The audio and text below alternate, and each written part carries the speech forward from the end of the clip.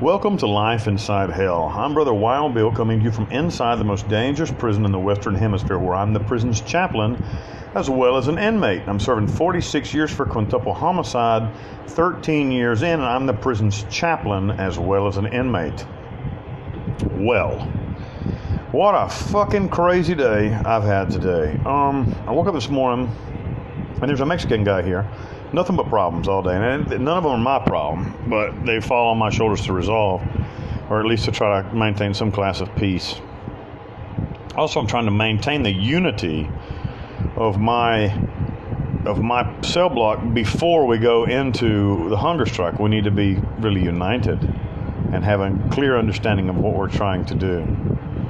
So, the boys, there's a Mexican here, and he is a member of the Sinaloa cartel, and he has been living like a capo. He's had money, but something's happened, and he's fallen on hard times financially. But instead of recognizing that, he's tried to continue to live big and promising people things that he can't provide, and making promises and asking favors that he can't pay for, and using drugs that he can't pay for. Until, this is an old guy. This is a guy older than me. He's like in his mid-50s, early, like 53 or something.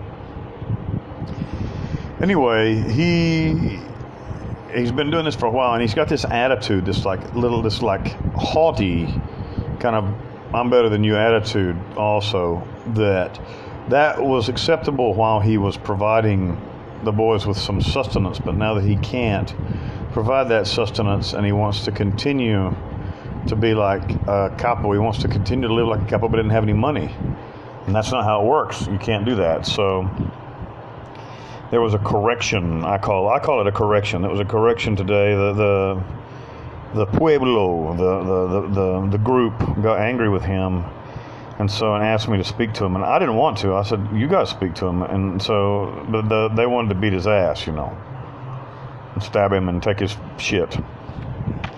So I went and I'm like, "Look, dude, you're causing a problem. I've told you like 1,000,000 times to stop dealing with these kids. If you can't pay them, stop making deals with them. If you're going through a hard time financially, just live within your means. Because I live within my means. I don't ask anybody for anything." And so I don't understand. Like, for instance, what do I mean? Well, like the last food delivery, he told the kid, he said, I'll give your wife $50. The kid wasn't going to have a food delivery because he doesn't have any money. So he told the kid, he said, I'll give your wife $50 if you'll let me use your name and bring in a double food delivery, and I'll give you something to eat as well. So the kid said, sure, that sounds good. He needed the $50, and he wasn't going to have a food delivery anyway. So the guy used the kid's name, brought in double food, gave him something to eat, but he never sent the woman the $50. Never. And so the kid's like, hey, but what about the $50? What about the $50? And he won't send it. And so I said, hey, send that kid the fucking money. I'm not sending him anything. I do him so many favors, I don't have to. I'm like, but you told him you were going to. Well, just because somebody makes a promise, it doesn't mean, he has this attitude that somehow if he makes a promise, it's optional because he's helped you before, earlier. It's madness. I don't understand it. And that's like exactly the opposite of how you should be in prison. And he had a problem. He's in this cell block because he had a problem in another cell block for the same shit. But they almost killed him. And so I went and I told him, I was like, look at what you've done.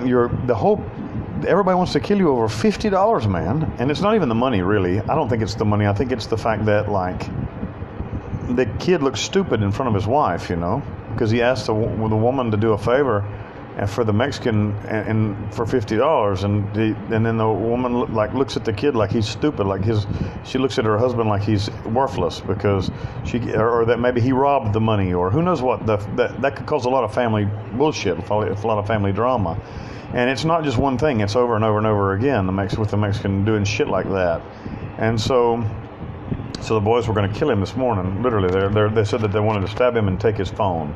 The phone here is like $3,000, but you can't use it anyway because it's an iPhone, and if you don't know what the code is. But anyway, so I went. I'm like, hey, dude, pay the kids. Like, well, I don't have any money. Like, you don't have any fucking money, but you're like living like you do. What the fuck is wrong with you? It's like, I don't have any money in Panama. I've got money. I'm like, motherfucker, we all know that something bad has happened to you financially, but you're going to have to start, you're going to have to adjust your living capacity. You know, it's so important for him to look like a capo in front of the kids that now he looks like a clown now, you know. And so my other friend said, oh, I'm not loaning anybody shit. I'll be honest with you. I'm not going to loan money. I'm not going to do that shit. And not, especially to him, because he's done a lot of shady things. And so another friend of mine said, I'll loan you the $50 so that they won't kill you. So he did. He loaned him. Then later in the day, we had church service. It all went well. Then later in the day, one of the boys from there's a Colón in Chiriquí province. I was in Chiriquí for a long time, and I'm here with two other Chiricanos, two other men from Chiriquí, and then there's a whole bunch of them from Colón. A bunch of them are from the Colón province. So they, for whatever reason I don't understand, got angry with my friend from Chiriquí and started like saying that he was disrespecting him, and this guy's like the nicest guy in the world or whatever. And so I'm like, look, on the other thing, I listen to your shit, but I'm not listening to this shit. We're not going to start ganging up on people, and nobody runs this cell block. This is not a gang-oriented cell block. Just because you guys are from the same place doesn't give you any more rights than anybody else, because this is not a gang-oriented cell block. And so fuck that. That's not going to happen. And so that was all morning with that shit. And I said, the thing about it is, if everybody respects everybody else, there'll be no problems with it. If nobody says anything about, like I went this morning and I have this joke that every time oatmeal comes, they make this oatmeal drink. It's a drink that they make with oatmeal. They call it avena. And every time avena comes, I say, here comes the laxative, because every time I drink that shit, it gives me the screaming shits. And so I said, here comes a laxative, and everybody laughs. That's like a running joke for a long time, for years. It's not like one day. It's not like the first day I gave that joke. And so I went by this guy, this really problematic fellow, and I'm like, here, would you come and get some laxative? And that, like, for some reason, that offended him. Like, he's angry. And I said, well, if I offended you, I'm sorry. That's all I said. I said, if I offended you, well, I'm sorry. That's the same joke I give to everybody. But, I mean, if it offends you, then I won't say it to you anymore, and that's fine. And I moved on down the line, and then he was like offended with the other fellow as well, who's the other worker actually. I'm the guy from Chiriquí, the guy they wanted to jump on was another worker, and I said, that's enough of that shit. I mean, I don't know what the hell's going on. I don't really even understand what the hell's going on in here, but nobody's more important than anybody else. We're all the same. There's no boss. There's no patrona here. Nobody's buying shit for other people. So everybody just relax and get your heads on straight, because just because you guys are all from the same place doesn't make you guys more important than the rest of us. And so it ended that way. It ended, and everybody kind of went to their corner. So I don't know if it will reassert later in the day or not, but these are just, I don't know if you can even, maybe I hope that I'm explaining it in a way in which you can understand. And the real problem is that there's not enough telephones to go around. That's the only problem. And there's a lot of guys that have been left out of communication, and that's the real problem. But I don't know. There's no way to solve that right now. That problem doesn't have a. But it's a real problem for me, because I'm trying to unite everybody to fight as one on the first. And this cell block is the center, the nucleus, the brain of this huge hunger strike with 5,000 men. So I don't need in my own home, I don't need my home to be divided right now, because we're taking the whole neighborhood with us in a fight. And so we have to be united, in order to carry off the mission. And so I'm going to have to do some real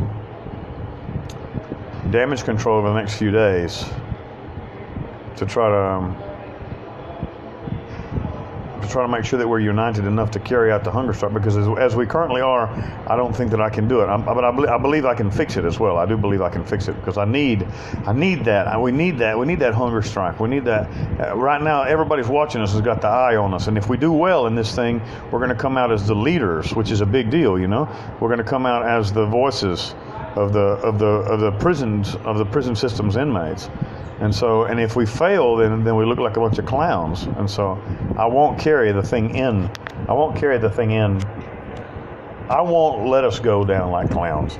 If we're so leaderless, then I won't do the hunger strike. But I don't want that either. I want to do it. I want to carry it through. But to be a good leader, you got to unite people. So I'm working on that. You guys think about me and pray for me. If you've enjoyed this happening in hell, like and subscribe and comment below. A lot of people have asked me, "Where you at, Bill? What's going on?"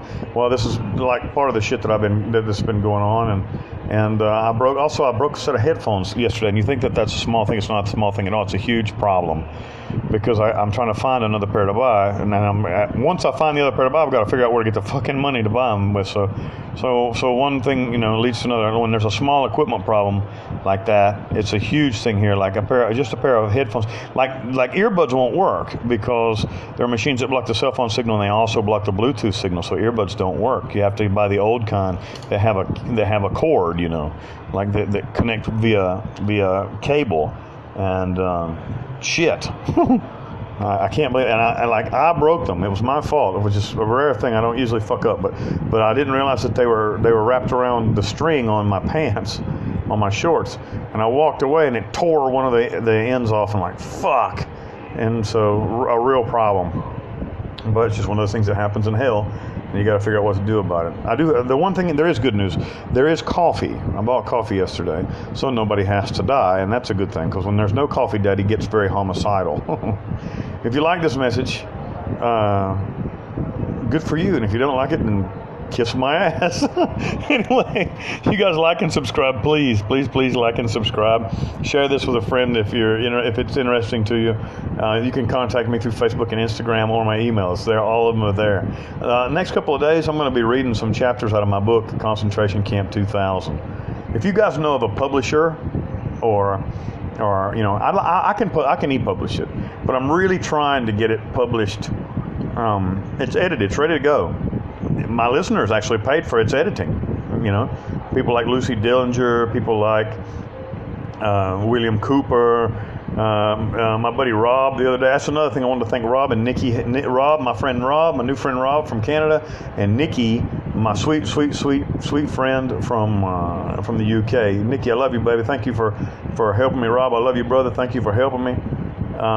You guys, I appreciate all the help I get from my listeners. It's just wonderful. It makes me, sometimes you don't know how much a small donation means to me. Like a small thing for you is a huge thing for me, and I'm thankful for it.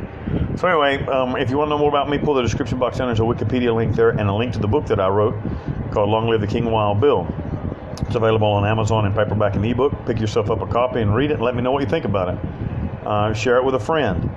Also, like I say, there's all my social media and email links are there if you want to get in touch with me personally. Jesus Christ loves you, and I love you too. I'm Wild Bill, the King of Hell.